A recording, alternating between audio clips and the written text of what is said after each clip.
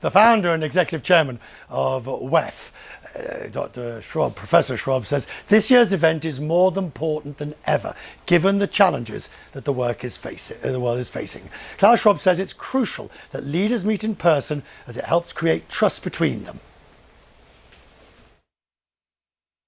You see every day how the world is falling apart with the different crises which we have to manage. And you can exchange in small circles ideas, you can take certain decisions, but it was so important to bring the global community, the global stakeholder community, together in person again, because it's only the personal interaction which creates trust or which recreates trust. Isn't the reality, though, that everything that Davos stands for is on the verge of failure? Give you an example. Number one, the war in Ukraine.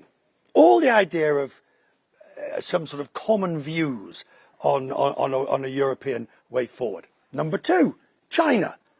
Unilaterally shut down, everybody else is open. Number three, we're failing on our climate targets. So what's the purpose? First, Davos never has been as important as it is now, particularly for the reasons you mentioned. We cannot prevent the war in Ukraine. We cannot take away COVID and so on, but we can create coordinated responses to those challenges. And that's what we are doing. And those challenges need the cooperation of business, civil society, and of course, mainly politics. Right. So why didn't you invite Russians? Because if dialogue is so important, then wouldn't it have been better to have had those non-sanctioned Russians at the table? You are right, but at the end, the decision what Russia will do depends on Putin. And you have seen Guterres, Macron, and so on trying to build a bridge. So the time is not yet ripe, but we are ready and we have announced it as soon as the time is ripe to offer our bridge building capabilities again. The bridge building capabilities will be important, yes.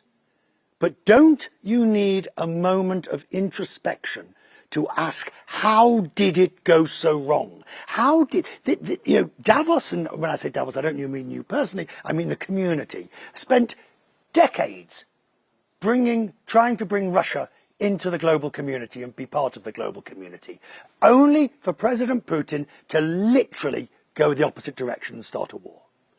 Yes, and we regret it. But if you look at global affairs, some certain developments go into the right direction, and even the Forum and even Davos cannot prevent that certain issues are not developing as we would like have them to do. In that sense, it's going to be more difficult because we're also entering economic great difficulties, truly awful times.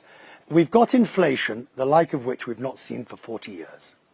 Yes, we have, apart from all the political conflicts, we have a global economy which is out of balance. And what I want to highlight particularly here is the consequences.